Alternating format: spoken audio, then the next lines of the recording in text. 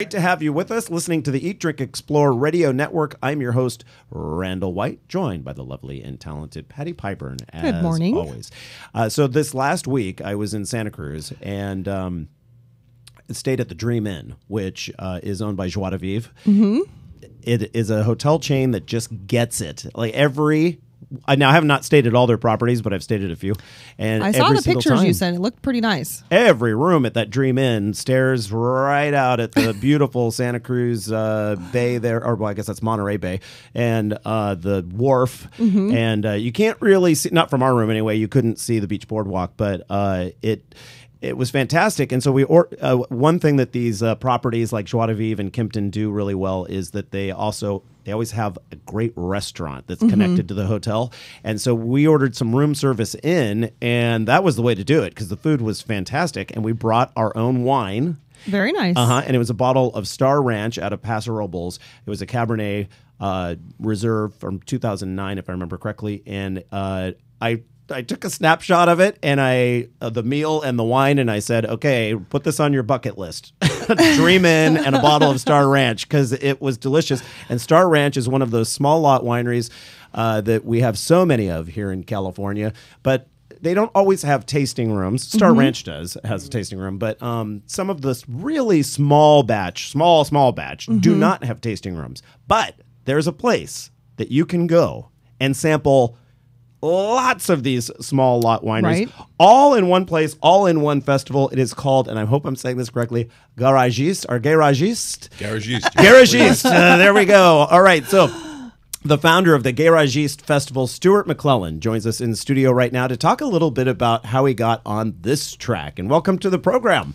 Glad to be here. Thank you for having me. And for Crush 92.5 listeners, if his voice sounds familiar, that's because just after our show, an hour after our show, from 11 to noon, you have a program on Crush as well. Yeah, we have the Garagiste show, which obviously celebrates these small winemakers. I bring them in, similar to what I'm doing here. I'm kind of like on the other side of it now. Yes. So, which is great. And the whole thing is that I didn't even know that connection until moments ago when he was sitting here in studio. So it's not like Crush called me and said, hey, can you have this person on? Can we double down today? Right, exactly. No, I had Stewart on because I love the small wineries. And what we were talking about also in studio is that there's a fine line. You don't want to insult the larger wineries or the medium-sized ones, but at some point you have to cut it off. So where's the cutoff for your the cutoff festival? for us is around 1,200 cases. And we said that mainly because most of the people who were approaching us were that or below. And a lot of them, probably 2/3 of them, don't have tasting rooms, at least. Probably there's a bigger percentage than that. So that's also kind of a qualification. If you don't really have a presence in the wine world other than us per se, you're allowed in.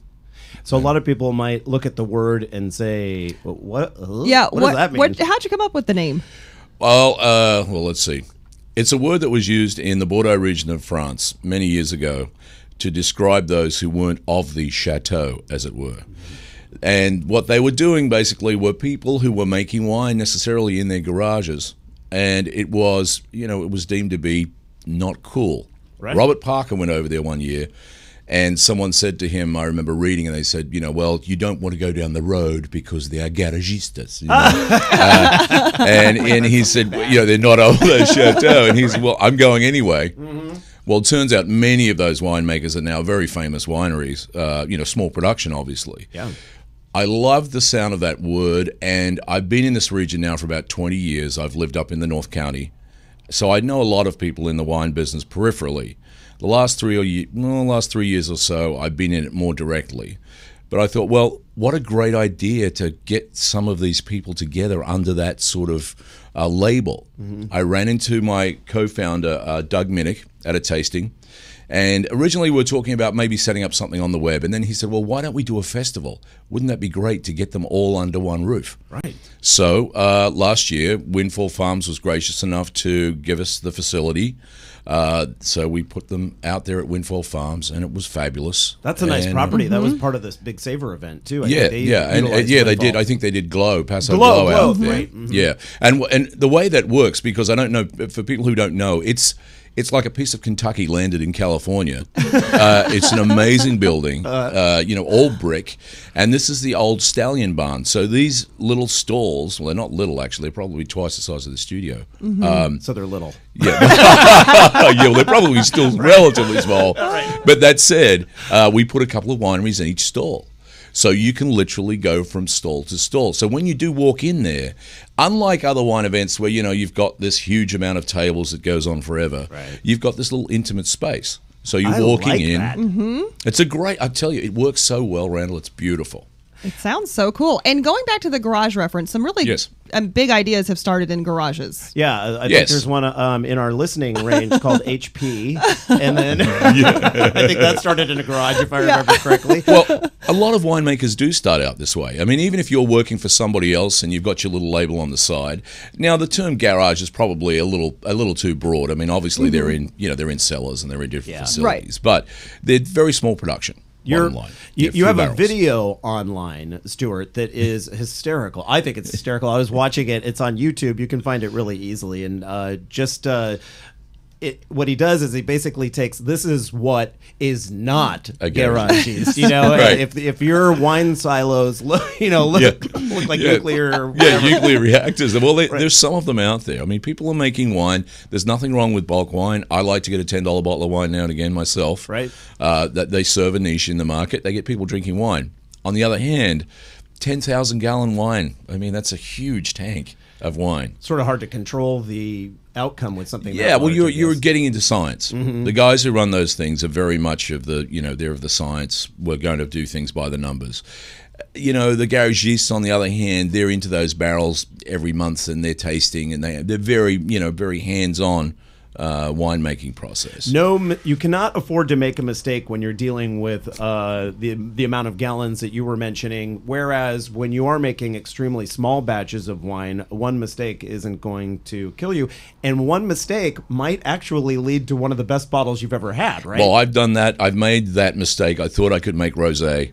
And I did one year, and I thought I was the king of rosé, and then subsequently, the following year fell flat on my face, and then I soon found out that was luck. That was not, my, expertise as a winemaker per se. So, you can go either way, and also you've got just quality control. Yeah. You're dealing with 10 barrels. When you go into those cellars, and they're just stacked, and there are so many of them.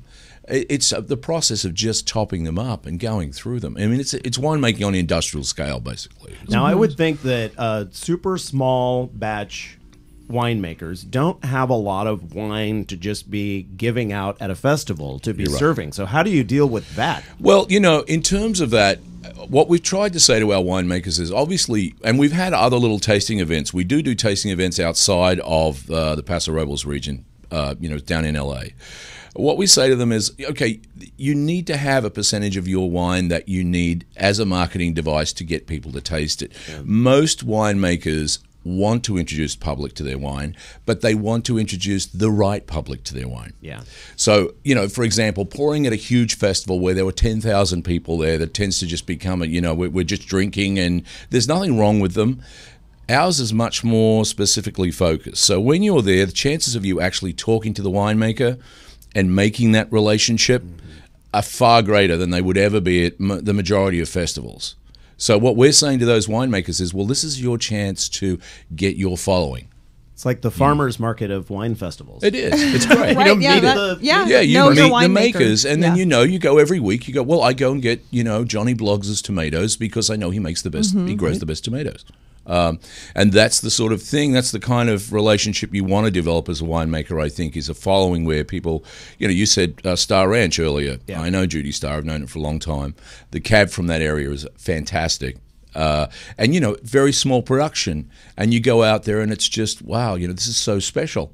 You're opening a bottle of wine that not the rest of the world is probably even going to ever see. Mm-hmm. Right. And there's great value in that to me. And I think she can read the people that come in the tasting room and whether they're like ready to buy a bottle of her wine or they're just there to, like you said, like to throw back taste. a bunch. Right. It's like, all right. Yeah, well, you get those, the purple teethers in the limousines and all of that, Oh, I like that. We get those.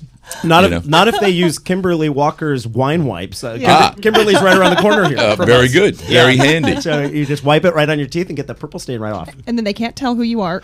No, they can't tell you've been to 15 wineries before. Yeah. You might stumble out of the limo or something like that. But, a little giveaway there. Yeah. How many wineries will be there this year? 48 this year. Whoa. So, I mean, in terms of, to be really honest, it would probably take you longer than the tasting to get round all of them. Right. But in terms of the crowd and the way it sets up, everyone pretty much goes to wherever they want to go and taste whatever they want to taste. You say it perfectly for me, so I'm going to have you say it one last time. It is called? Garagiste. And you can find it online at CaliforniaGaragistes.com, and we have a link for that at eatdrinkexplore.com right there under our program summaries, or you can just simply Google it, and it is spelled just as it sounds. So, and people are like, well, how does that sound? I'm not sure. But at any rate, just go to eatdrinkexplore.com and go to the program summaries under our radio tab. It's very easy to find. 8:40 for the time. Stewart McLennan, co-founder of Garagiste, thank you so much for joining us in studio. Thank you very much for having me. A wonderful, wonderful program. Look forward to seeing you again. Absolutely. And stick around for his show coming up a few hours from now. You're listening to the Eat, Drink, Explore Radio Network, and we're back in just a moment.